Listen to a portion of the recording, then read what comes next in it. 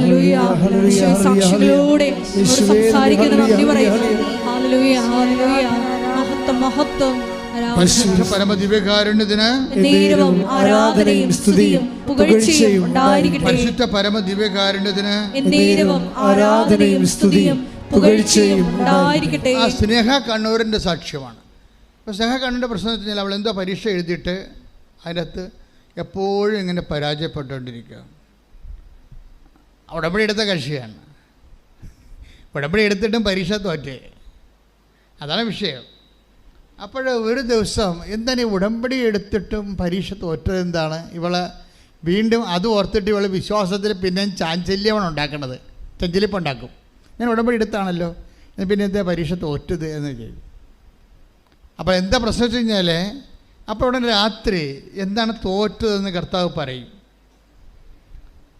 മാതാവ് സ്വർഗത്തിൽ നിന്ന് ഇറങ്ങി വന്ന ഒരു മെസ്സേജ്, ഒരു സ്വപ്നം കാണും. എന്നിട്ട് ഇവൾ തുണി അലക്കുന്ന ഒരു സ്വപ്നം കാണും. ഇപ്പം ഈ പണ്ടത്തെ കാലം പോലെ ഒന്നുമല്ല, നേരിട്ട് സംസാരിക്കണം, അപ്പോഴപ്പം തീർക്കേണ്ട കേസ് കെട്ടുകൾ. ഇവൾ പ്രശ്നം എന്താണ്? ഞാൻ ഉടമ്പടി എടുത്തില്ല, പിന്നെ എന്താ പരീക്ഷയ്ക്ക് തോരുന്നതാണ്. ഉടനെ മറുപടി രാത്രി വരും. എന്താ മറുപടി രാത്രി തന്നെ എന്താണ്? അമ്മ പ്രത്യക്ഷപ്പെടും. എന്നിട്ട് ഉടനെ ഇവൾ തുണി അലക്കണ കാണും. അപ്പോൾ ഉടനെ അമ്മയോട് പറയും, ഇവളുടെ അമ്മയോട് പറയും, രാത്രി മാതാവ് പ്രത്യക്ഷപ്പെട്ടു, ഞാൻ തുണി അലക്കുകയായിരുന്നെന്ന് പറയാം.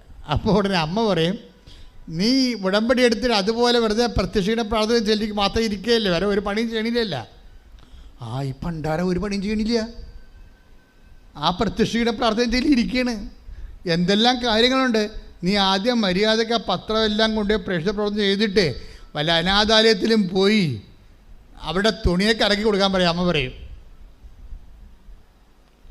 അപ്പോൾ ഇവൾക്ക് പക്ഷേ ആഗ്രഹമുണ്ട് ഇതൊക്കെ ചെയ്യണമെന്ന്, പക്ഷെ അവസരമില്ല.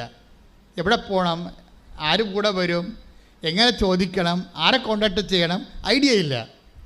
പക്ഷേ ഐഡിയ ഇല്ലാതെ ഇവളെ ഇങ്ങനെ പമ്മി ഐഡിയ ഇല്ലെന്നും പറഞ്ഞിങ്ങനെ പമ്മി നിൽക്കുന്ന സമയത്ത് പിറ്റേ ദിവസം ഈ സ്വപ്നം കണ്ട് ഇവളുടെ അമ്മ ഇതിനെക്കുറിച്ച് വ്യാഖ്യാനിച്ച് പറഞ്ഞ ദിവസം പെട്ടെന്ന് അനാഥാലയത്തിൻ്റെ അഡ്രസ്സും കിട്ടി, പോകാനുള്ള സ്വരം കിട്ടി, പോകാനുള്ള ആളും വന്ന് ഇവർ പോയി.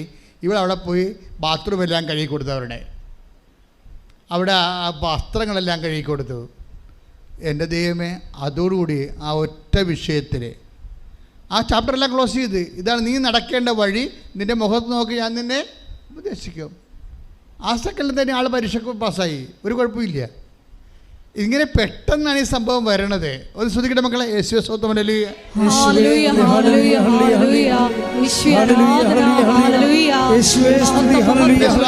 എന്താ പ്രശ്നം വെച്ച് കഴിഞ്ഞാൽ, പരീക്ഷയ്ക്ക് പാസ്സായെന്ന് വെച്ചാൽ 2 മൊഡ്യൂൾ പോയി. 2 മൊഡ്യൂൾ പോയതല്ല പ്രശ്നം. 2 മൊഡ്യൂൾ പോയിട്ടും മാതാവ് ജർമ്മനി ഇവൾക്ക് പെർമനൻ്റ് ജോലി കൊടുത്തു. അതാണ് ഇവിടുത്തെ മിറക്കിളെന്ന് പറയണത്. ഉടമ്പടി അവൾ കറക്റ്റ് ചെയ്ത്, മാതാവ് പറഞ്ഞ പോലെ കറക്റ്റ് ചെയ്ത് കഴിഞ്ഞപ്പോൾ നിങ്ങൾക്കറിയാമല്ലോ, ഈ മനുഷ്യന്മാർ കുറേ നിയമങ്ങളൊക്കെ വെക്കും, 4 മൊഡ്യൂളും പാസ്സാകണമെന്നൊക്കെ പറയും. പക്ഷെ അതവരുടെ മെരിറ്റാണ്. പക്ഷേ ഉടമ്പടി വർക്ക് ചെയ്യേണ്ടത് നോട്ട് ബൈ മെരിറ്റിലാണ്, ബട്ട് ബൈ ഗ്രേസിലാണ്. പക്ഷേ അമ്മ നിങ്ങളുടെ ഫയൽ എടുത്ത് കഴിയുമ്പോൾ പോടാവില്ല എന്ന് പറയും, 2 മൊഡ്യൂളൊക്കെ പിന്നെ എഴുതാമെന്ന് പറയും, മര്യാദയ്ക്ക് ജോലി എടുക്കാൻ പറയും. ആദ്യം നിങ്ങളുടെ ഒരു ദൈവസ്നേഹം എന്ന് പറയുന്നത്, സത്യസന്ധത എന്ന് പറയണത് അമ്മയെക്കൊണ്ട് നിങ്ങളുടെ ഫയൽ എടുപ്പിക്കുകയാണ്. നിങ്ങൾ പറയണ എംബസി ഫയൽ എടുക്കണം എന്നാണ് പറയണം. അങ്ങനെയല്ല നിങ്ങൾ പറയേണ്ടത്. അമ്മ ഞങ്ങളുടെ ഫയൽ എടുക്കണം എന്ന് പറയണം. അപ്പോൾ വിഷയം മാറും. നിങ്ങളുടെ പ്രാർത്ഥനയുടെ ഫോർമാറ്റ് മാറ്റിയാൽ മതി. എംബസി ഫയൽ എടുക്കണമെന്ന് പറയുന്നതിന് പകരം അമ്മ ഞങ്ങളുടെ ഫയൽ എടുക്കണമെന്ന് പറയണം. അമ്മ ഫയൽ എടുക്കണമെന്നുണ്ടെങ്കിൽ മകളോട് പറയും, മകളെ മര്യാദക്ക് ചെയ്യാനുള്ളതൊക്കെ വൃത്തിമേനയായിട്ട് ചെയ്യാൻ പറയും. ശ്രദ്ധിക്കട്ടെ.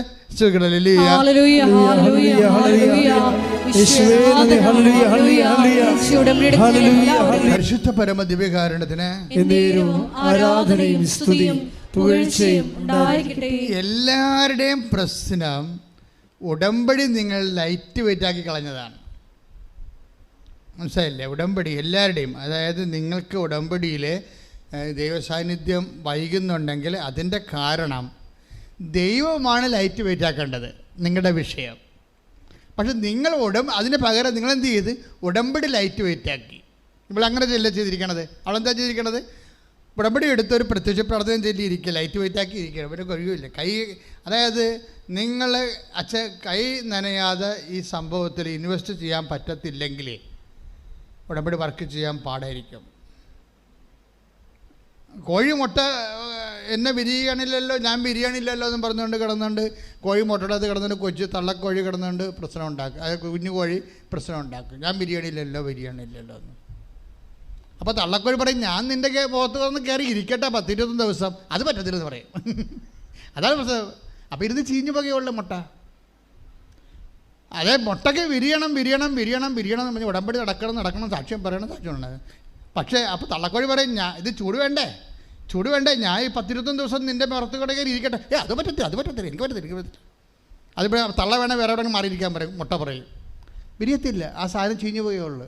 പല അണ്ണന്മാരുടെയും ഉടമ്പടി ചീഞ്ഞു പോകാൻ കാരണം നിങ്ങൾ ദൈവത്തിൻ്റെ ചൂട് ഏക്കാൻ വിസമ്മതിച്ചുകൊണ്ടാണ്.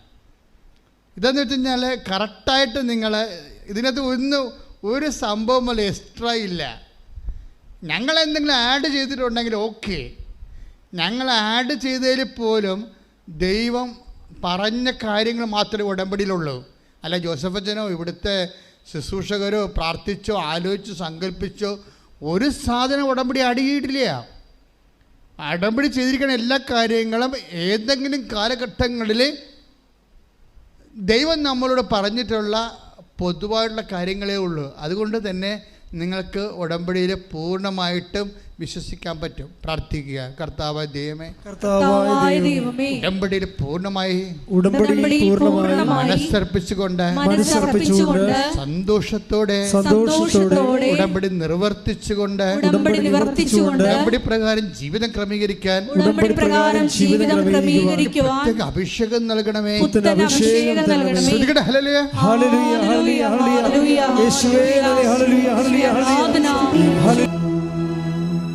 പരിശുദ്ധ പരമദിവ്യകാരുണ്യത്തിന് ആരാധനയും സ്തുതിയും പുകഴ്ചയും ഉണ്ടായിരിക്കട്ടെ. പരിശുദ്ധ പരമദിവ്യകാരുണ്യത്തിന് ആരാധനയും സ്തുതിയും പുകഴ്ചയും ഉണ്ടായിരിക്കട്ടെ. പരിശുദ്ധ പരമദിവ്യകാരുണ്യത്തിന് ആരാധനയും സ്തുതിയും പുകഴ്ചയും ഉണ്ടായിരിക്കട്ടെ. അതായത് നമ്മൾ ചില സമയത്ത് ഇപ്പം നമ്മൾ നേരത്തെ പറഞ്ഞില്ലേ, അപ്പം 42 വയസ്സുള്ള ആളിന്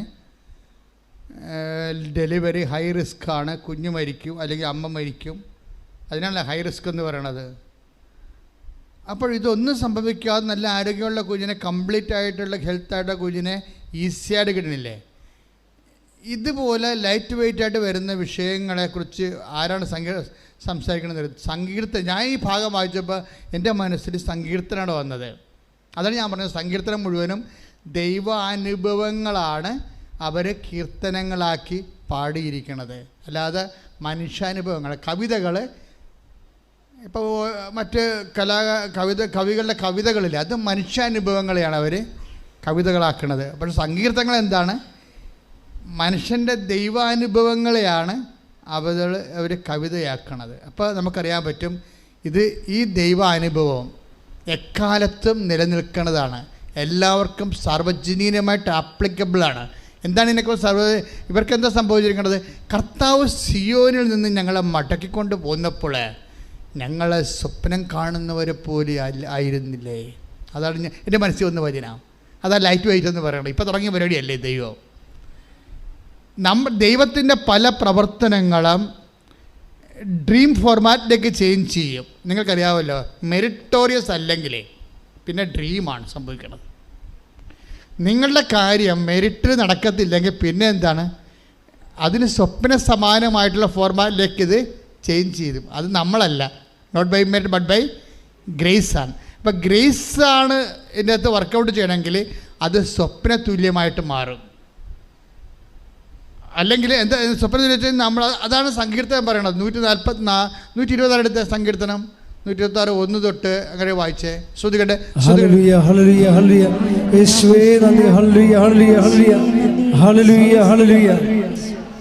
126 സങ്കീർത്തനം 1 മുതലുള്ള തിരുവചനങ്ങൾ. കർത്താവ് പ്രവാസികളെ സിയോനിലേക്ക് തിരിച്ചുകൊണ്ട് വന്നപ്പോൾ അത് ഒരു സ്വപ്നമായി തോന്നി. അന്ന് ഞങ്ങൾ പൊട്ടിച്ചിരിച്ചു, ഞങ്ങളുടെ നാവ് ആനന്ദാരവം മുഴക്കി. കർത്താവ് അവരുടെ ഇടയിൽ വൻ കാര്യങ്ങൾ ചെയ്തിരിക്കുന്നു എന്ന് ജനതകളുടെ ഇടയിൽ പ്രഘോഷിക്കപ്പെട്ടു. കർത്താവ് ഞങ്ങൾക്ക് വേണ്ടി വൻ കാര്യങ്ങൾ ചെയ്തിരിക്കുന്നു, ഞങ്ങൾ സന്തോഷിക്കുന്നു. നെഗവിലെ ജലപ്രവാഹങ്ങളെ എന്ന പോലെ കർത്താവെ ഞങ്ങളുടെ ഐശ്വര്യം പുനഃസ്ഥാപിക്കണമേ. കണ്ണീരോടെ വിതയ്ക്കുന്നവർ ആനന്ദഘോഷത്തോടെ കൊയ്യട്ടെ. വിത്ത് ചുമന്നുകൊണ്ട് വിലാപത്തോടെ വിതയ്ക്കാൻ പോകുന്നവൻ കറ്റ ചുമന്നുകൊണ്ട് ആഹ്ലാദത്തോടെ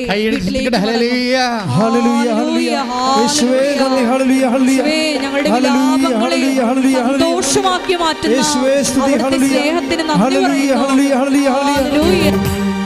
പരിശുദ്ധ പരമദിവ്യകാരുണ്യത്തിന് ആരാധനയും സ്തുതിയും പുകഴ്ചയും ഉണ്ടായിരിക്കട്ടെ. മക്കളെ, ഇത് ദൈവവചനമാണ്.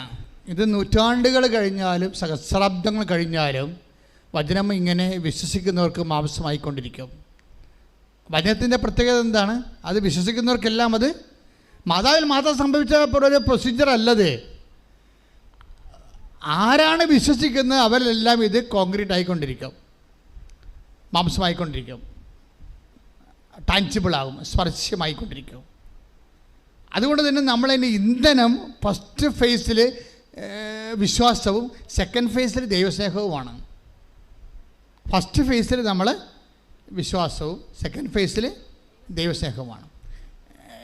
പല ആൾക്കാരും ഉടമ്പടിയുടെ ഫസ്റ്റ് ഫേസിൽ നിൽക്കുകയാണ്.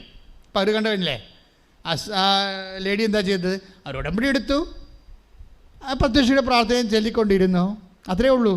അപ്പോൾ അത് വിശ്വാസത്തിൻ്റെ ലെവലാണ്, പ്രൈമറി സ്കൂളാണ് ഉടമ്പടിയുടെ. അമ്മ മാതാവ് രാത്രി അവൾക്ക് സ്വപ്നം കണ്ടിട്ട് തുണി അലക്കണത് കാണിച്ചു കൊടുത്തു നേരിട്ട്. അപ്പം അത്രയും പൊട്ടിയാണെന്ന് അർത്ഥം. അപ്പം അത്രയും പൊട്ടിയാണെങ്കിൽ പോലും ദൈവികമായ കാര്യങ്ങൾക്ക് ചെവി കേൾക്കണില്ല അവൾക്ക്. അതുകൊണ്ടാണ് നേരെ വന്ന് കാണിച്ചു കൊടുക്കുന്നത് രക്ഷപ്പെടാനുള്ള മാർഗം. അതായത് നമ്മൾക്ക് ഇതെന്ന് വെച്ചാൽ ഈ പരീക്ഷ, ഞാൻ സത്യം പറയട്ടെ, ഞാനാണ് ദൈവമെങ്കിൽ ഈ സാധനത്തിനോട് ഇതൊന്നും പറഞ്ഞു കൊടുക്കത്തില്ല. എന്താ കാര്യം? ഇത് ജന്മന ക്രിസ്ത്യൻ ഫാമിലി ജീവിച്ചതാണ്. ഇതിന് കിട്ടിയെടുത്തത് സങ്കീർത്തനങ്ങളും വചനങ്ങളും വേദപാഠങ്ങളും വേറെ ആരും കൊടുത്തിട്ടില്ല. ഇവിടെ നോൺ ക്രിസ്ത്യൻസ് ഒരു ദിവസം വചനം കേട്ടിട്ട് രണ്ടാമത്തെ ദിവസം വചനം മാംസമായിട്ട് അവർ കർത്താവിൻ്റെ സാക്ഷികളായിട്ടാണ് അവർ പറന്നു വരുന്നത്, അല്ലേ? അപ്പോൾ ഇങ്ങനെയുള്ളവരോടൊക്കെ പ്രത്യേകിച്ച് ഇവർക്ക് ട്യൂഷൻ പോലും കൊടുക്കത്തില്ല, അതിനെ ചാപ്റ്റർ ക്ലോസ് ചെയ്ത് കളയും. പക്ഷേ ദൈവം എന്ത് കരുണയുള്ളവരാണ് ഇപ്പോൾ മനസ്സിലായില്ലേ? പൊട്ടിപ്പെണ്ണിന് രാത്രി വന്ന് പ്രത്യക്ഷപ്പെടുകയാണത്, അലക്കി കാണിച്ചു കൊടുക്കണത്. ഇത് കണ്ണും കാണാൻ പോലെ ചെവിയും കേൾക്കാൻ പാടില്ല ദൈവീയ വചനത്തിനെതിരെ. അതുകൊണ്ട് ആംഗ്യം കാണിച്ചു കൊടുക്കണം. എന്ത് കഷ്ടമാണെന്ന് എനിക്ക് ദൈവത്തിൻ്റെ ഒരു ഗതികേട്. അത് ആംഗ്യം കാണിച്ചു കൊടുക്കണത്. ഇന്നത് ചെയ്താൽ രക്ഷപ്പെടും. അത്രയും ദൈവം നിന്നെ സ്നേഹിക്കുന്നു. ശ്രദ്ധിക്കട്ടെ.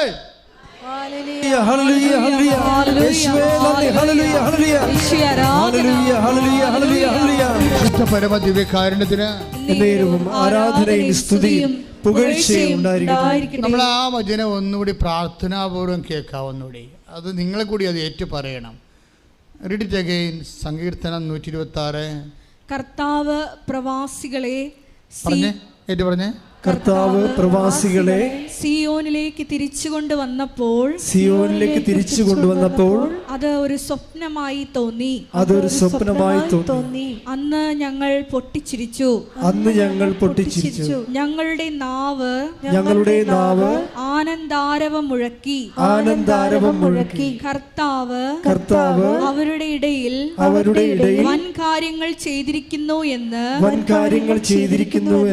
ജനതകളുടെ ഇടയിൽ പ്രഘോഷിക്കപ്പെട്ടു.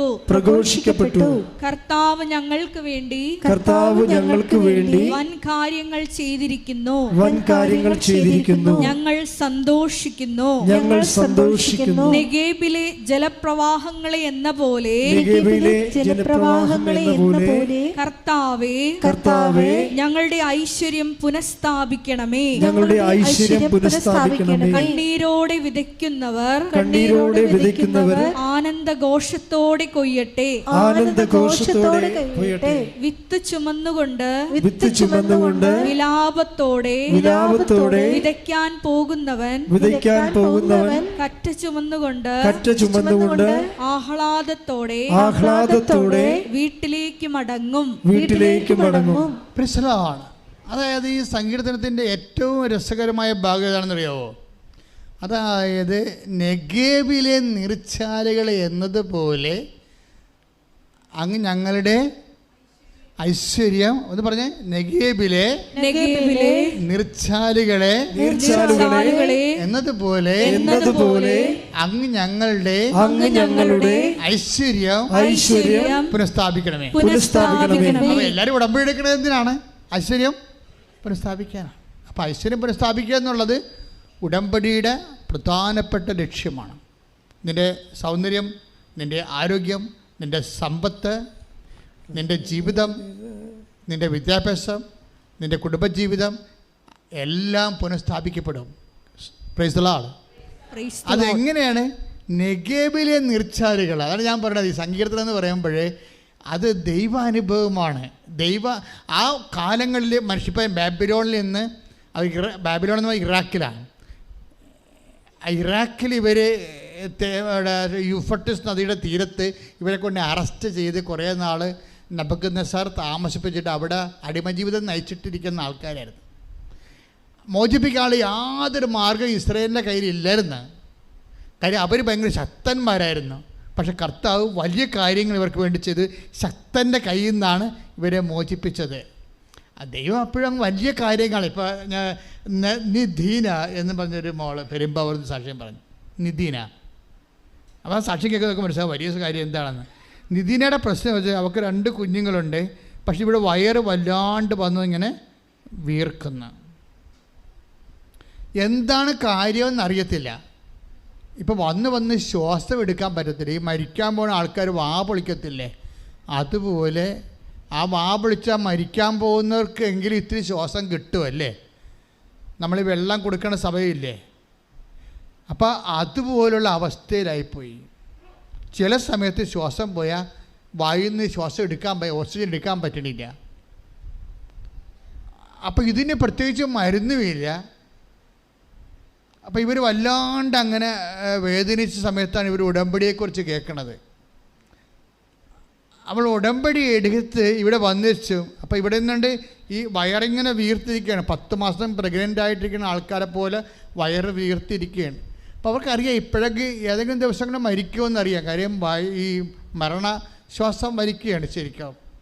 അപ്പോൾ അവിടെ നിന്നിട്ട് മാതാവിനോട് പറയും, മാതാവേ ഞാൻ എല്ലാം പരാജയപ്പെട്ടു, എല്ലാ ചികിത്സയും പരാജയപ്പെട്ടു, അവസാനം നീ മാത്രമേ ഉള്ളൂ. അതാണ് ഞാൻ നിൻ്റെ അടുത്ത് വന്നിരിക്കുന്നത്. നീയും കൈവിട്ട എന്നെ ആരും കൈയേൽക്കാനില്ല എന്ന് പറയും, കണ്ണീരോടെ പറയും. അതാണ് പ്രാർത്ഥന എന്ന് പറയും. ദൈവത്തിൻ്റെ ചങ്കയെ കൊണ്ട് പ്രാർത്ഥനയാണ്. ഇവിടെ വീട്ടിൽ പോയിട്ട് ഉടമ്പടി തൈലം എടുത്തിട്ട് വയറേലിങ്ങനെ കുരിച്ചിടും. ആ ഒറ്റ കുരിശ് ഉടനെ ശ്വാസം നേരെയാകും.